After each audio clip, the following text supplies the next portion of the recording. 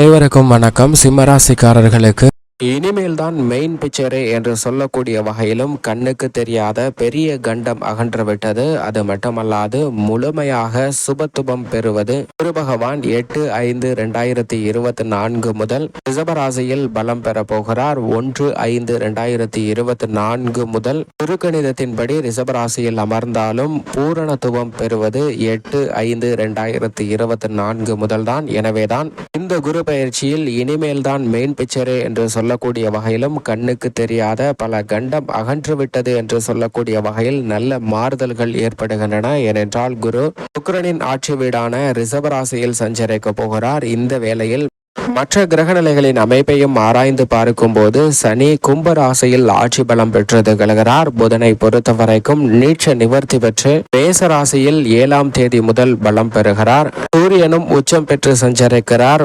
சுக்கிரனும் சுபத்துவ பாதையில் வலம் வந்து கொண்டிருக்கிறார். நிழல் கிரகமாக இருக்கக்கூடிய ராகு மற்றும் கேது சமபலம் பொருந்திய குரு மற்றும் புதனின் ஆட்சி வீடான கன்னி ராசியில் மோட்சக்காரகரான கேதுவும் குருவின் ஆட்சி வீடான மீன ராசியில் ராகுவும் தங்களது சஞ்சார தூரத்தில் பாதிக்கு மேல் கடக்கின்றன. எனவே இந்த கிரகங்களால் ஏற்படக்கூடிய சிரமங்கள் குறைகிறது.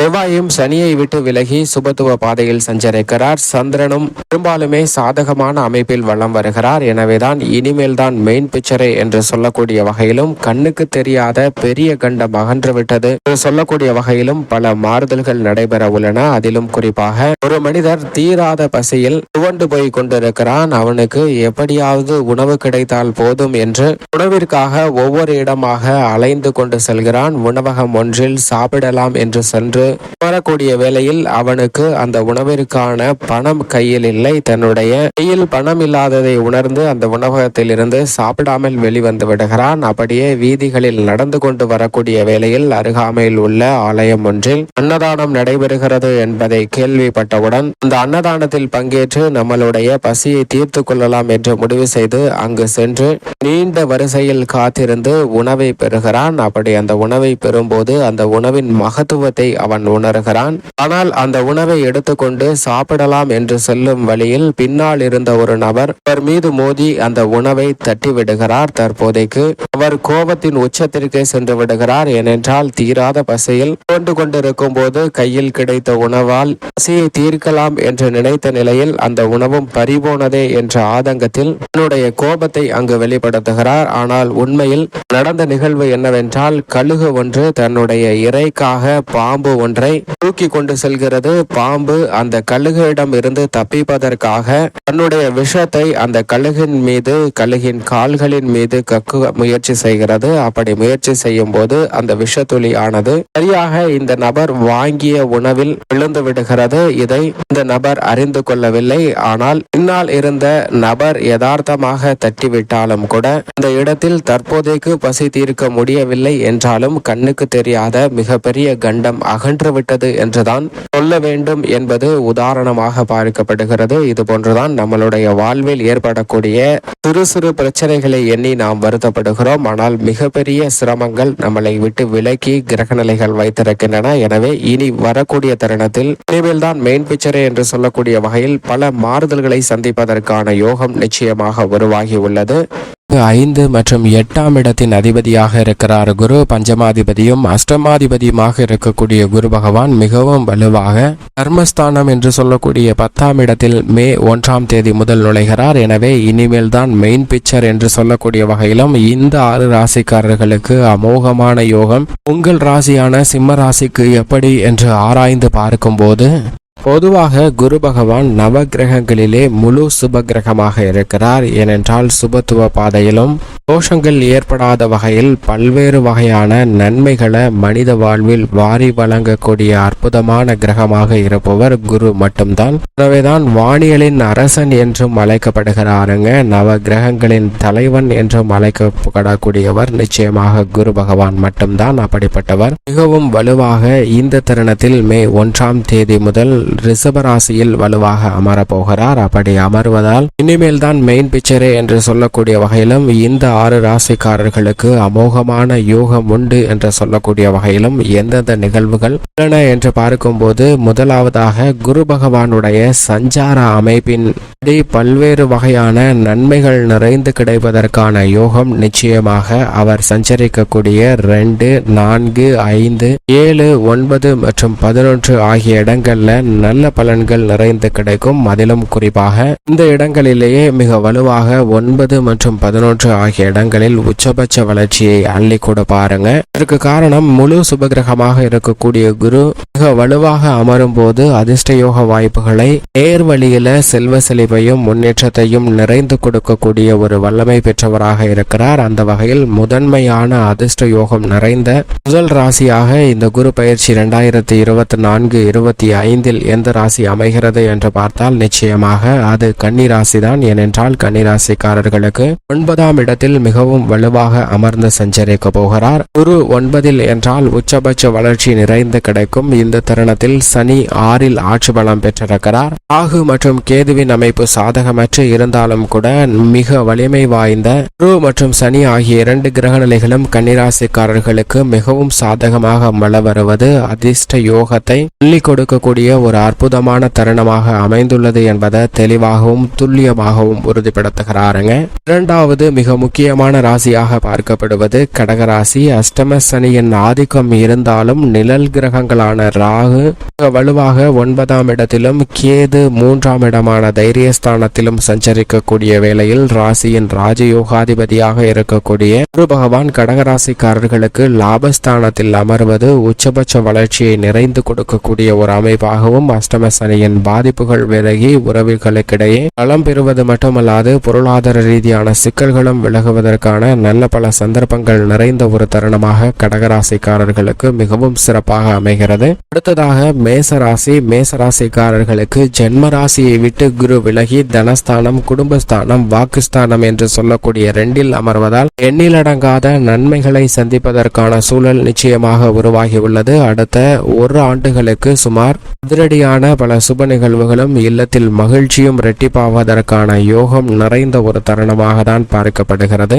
அடுத்ததாக 4வது இடத்தில் பஞ்சமஸ்தானம் ஆகிய 5இல் நுழையக்கூடிய குரு மகர ராசிக்காரர்களுக்கு அதிர்ஷ்ட யோக வாய்ப்புகளை ஏற்படுத்தி கொடுக்கிறார். மகர ராசிக்காரர்களுக்கு பாத சனியாக 7.5 சனியின் இறுதி காலகட்டத்தில் இருப்பவர்களுக்கு குரு பஞ்சமஸ்தானத்தில் வந்திருப்பதால் நன்மை நிறைந்து கிடைப்பதற்கான யோகம் நிச்சயமாக உருவாகியுள்ளது. பூர்வீக சொத்துக்கள் ரீதியான பிரச்சனைகள் விலகும். நீண்ட நாட்களாக எடுத்துக்கொண்டே செல்லக்கூடிய பணிகளை துரிதமாக முடிப்பதற்கான வாய்ப்பு நிச்சயமாக கிடைக்கிறது. இது மட்டுமல்லாது ராகு 3இலும் கேது 9இலும் இருப்பது அமோகமான வளர்ச்சிக்கு வித்திடுகிறது. சனி ஒருவரை தவிர மற்ற 3 கிரகநிலைகள் பலம் பெறுவதால் மகர ராசிக்காரர்களுக்கு 7.5 சனியின் ஆரம்ப காலகட்டத்தில் எப்படி இருந்ததோ அதே போன்று இறுதி காலகட்டத்தில் மிக சிறப்பான முன்னேற்றம் கிடைப்பதற்கான வாய்ப்பு நிச்சயமாக உருவாகியுள்ளது.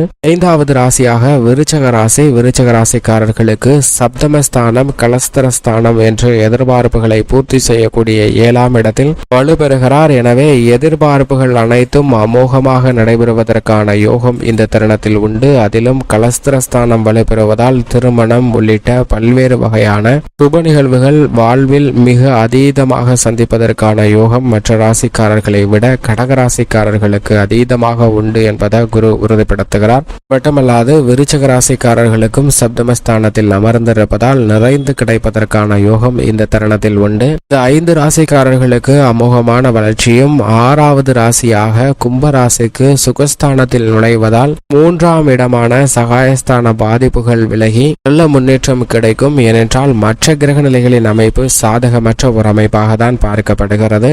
குறிப்பாக ஜென்ம ராசியில் சனி ஆட்சி பலம் பெற்றிருக்கிறார். ராகு 2இல் குடும்பஸ்தானத்தில் இருக்கிறார். கேது அஷ்டமத்தில் இருக்கிறார். எனவே இதன் காரணமாக சில சங்கடங்கள் இருந்தாலும் குரு சுகஸ்தானத்திற்குள் நுழைந்திருப்பது, அர்த்தாஷ்டக குருவாக மாறியிருப்பது சில நன்மையை ஏற்படுத்தி கொடுக்கக்கூடிய ஒரு அமைப்பாக தான் பார்க்கப்படுகிறது. இந்த 6 ராசிக்காரர்களை தவிர மற்ற ராசிக்காரர்களுக்கு குருவின் அமைப்பு காரணமாக பெரிய அளவிற்கு நன்மை கிடைக்க இயலாத ஒரு அமைப்பு என்றாலும் கூட கூட அவருடைய சுப பார்வையின் காரணமாக சில மாறுதல்களை சந்திப்பதற்கான வாய்ப்பு நிச்சயமாக உண்டு. இந்த தருணத்தில் குருவின் சுப பார்வை மிகவும் அதீதமாக கன்னி, விருச்சகம் மற்றும் மகரம் ஆகிய ராசிகளின் மீது பதிகிறது. எனவே இந்த ராசிக்காரர்களுக்கு நிறைந்த நன்மை நிச்சயமாக உண்டு. அதைவிட மற்ற ராசிக்காரர்களுக்கு குருவின் சுப பார்வை வலுப்படுத்தக்கூடிய இடத்தை பொறுத்து நல்ல மாறுதல் நிச்சயமாக சந்திப்பதற்கான வாய்ப்பு உருவாகிறது. அதிலும் குறிப்பாக குரு பார்க்கின் கோடி நன்மை என்று சொல்லக்கூடிய வகையில் குரு அது சுப பார்வையின் காரணமாக பல்வேறு விதமான சிக்கல்களை மற்ற ராசிக்காரர்களுக்கும் நிச்சயமாக விலக்கி கொடுப்பார். உதாரணமாக நவ கிரகங்களிலே மிகவும் வலிமை வாய்ந்த கிரகங்கள் அனைத்தும் இருந்தாலும் துரிதமான மாற்றத்தை ஏற்படுத்தி கொடுப்பவர் சந்திரன் மட்டும்தான். ஒருவருடைய ஜனனகால அடிப்படையையும் நிர்ணயம் செய்யக்கூடிய சக்தி வாய்ந்தவராக பார்க்கப்படுகிறார். பௌர்ணமி வேளையில் குருவிற்கு நிகரான பலனும், அமாவாசை வேளையில் சனிக்கு நிகரான தீமையும் ஏற்படுத்தி கொடுக்கக்கூடிய அளவிற்கு சக்தி பெற்றவராக இருப்பவர் சந்திரன். அப்படிப்பட்டவர் இந்த பிரபஞ்சம் முழுவதிலுமே என்னை தவிர மிக துல்லியமாக ஜாதகத்தை கணிப்பவர் யாரும் இல்லை, என்னால் மட்டும்தான் சிறப்பாகவும் துல்லியமாகவும் கணிக்க முடியும் என்று நவ கிரகங்களிடம் சொல்லுகிறார். ஆனால்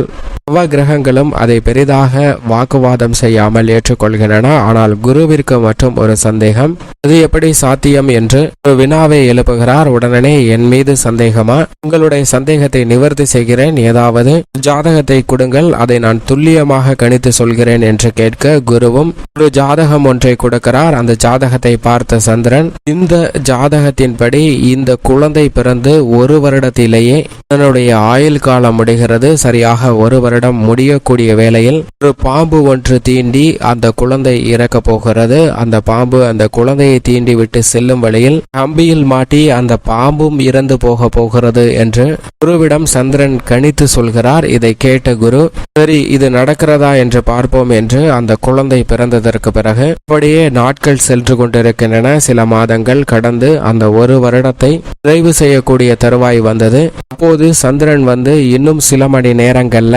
கணித்து கொடுத்த அந்த ஜாதகத்தின்படி அந்த குழந்தை இறக்க போகிறது, பாருங்கள் சென்று இருவரும் நான் கணித்தது சரியாக நடக்கிறதா என்று பார்ப்போம் என்று குருவை கூப்பிட, குரு மறுமொழியாக சந்திரனிடம், இல்லை எனக்கு வர்றதுக்கு மனமில்லை, ஏனென்றால் அந்த குழந்தைக்கு ஏதாவது நல்ல பல நிகழ்வுகள் நடக்கிறது, மகிழ்ச்சியான ஒரு தருணமாக இருக்கிறது என்றால் அதில் நல்ல வாய்ப்புகள் கிடைக்கும். ஆனால் இந்த குழந்தையே இறக்க போகிறது என்று நீ சொல்கிறாய், அதை பார்ப்பதற்கு என்னால் முடியாது, நீ சென்று அங்கு என்ன நடக்கிறது என்று பார்த்துவிட்டு வந்து என்னிடம் சொல் என்று சொல்ல, சந்திரனோ விடாபுடியாக குருவை விடாமல் நீங்கள் வந்தால் மட்டும்தான் நான் செல்வேன், ஏனென்றால் மற்ற கிரகங்கள் பெரிய அளவிற்கு ஆட்சேபணம் தெரிவிக்கல, நீங்கள் ஒருவர் மட்டும்தான் இந்த ஜாதகத்தை கொடுத்து அது சரியாக இருக்கிறதா என்று சோதித்து பார்ப்போம் என்ற அளவிற்கு நீங்க இருந்தீங்க, அதனால நீங்க வந்தா மட்டும்தான் நான் போவேன் அப்படின்னு அடம்பிடிக்க, குருவோ மறுமொழியாக நான் வருவதற்கு ஒன்றும் பிரச்சனை இல்லை, இதனால ஏதாவது விளைவு வந்துருச்சுன்னா அதுக்கு நீதான் பொறுப்பு அப்படின்னு கேட்க, எது வந்தாலும் நானே ஏத்துக்கிறேன் நீங்க வாங்க அப்படின்னு குருவை கூட்டிக்கிட்டு சந்திரன் அந்த குழந்தை இறக்கக்கூடிய இன்னும் 15 நிமிடங்களில் இறக்கக்கூடிய அந்த குழந்தை இருக்கக்கூடிய இடத்திற்கு சென்று குருவும் சந்திரனும் இணைந்து அந்த குழந்தையை பார்த்து கொண்டிருக்கக்கூடிய வேளையில் அந்த குழந்தை படுத்து தூங்கி கொண்டிருக்கக்கூடிய தொட்டிலின் மீது உயரம் பற்றாமை இருப்பதற்காக ஒரு கம்பி ஒன்று மாட்டப்பட்டு அதில் அந்த குழந்தையானது தூங்கி கொண்டிருக்கிறது. அப்போது அந்த குழந்தையை தீண்டுவதற்காக ஒரு பாம்பு ஒன்று வருகிறது. அந்த பாம்பானது அந்த வீட்டின் மேற்கூரைக்கு அருகாமையில் இருந்த மரத்தின் மீது நின்று கொண்டிருக்கும் போது தவறி விழுந்து அந்த வீட்டில் மாடியில் விழுகிறது. மாடியிலிருந்து சிறிய துவாரத்தின் வழியாக நுழைந்து பார்க்கும் போது அந்த குழந்தை தூங்கி கொண்டிருக்கக்கூடிய தொட்டியின் கம்பியை வந்து அடைகிறது. பிறகு அந்த கம்பி வழியாக அந்த குழந்தையை நோக்கி கீழிறங்கி சென்று கொண்டிருக்கிறது அந்த பாம்பு.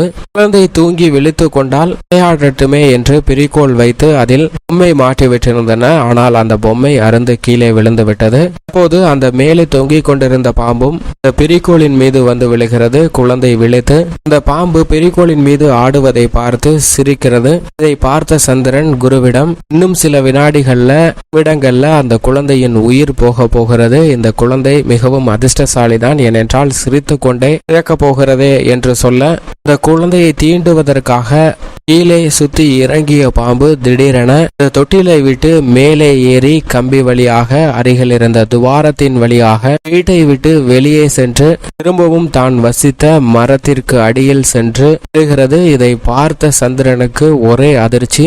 எப்படி இது சாத்தியம்? நான் கணித்தது தவறாகவே முடியாதே என்று குழம்பி சந்திரன் அந்த ஜாதகத்தை எடுத்து வந்து திரும்பவும் பார்க்கிறார். அப்படி பார்த்தாலும் இந்த குழந்தைக்கு எந்த விதமான யோகமும் இல்லை. இந்த குழந்தை பிழைப்பதற்கான வாய்ப்பே சாத்தியமே இல்லையே என்று ஜாதகத்தை நன்கு அலசி ஆராய்ந்து பார்க்கிறார். அதற்கான வாய்ப்பே இல்லை என்பதை உறுதி செய்கிறார்.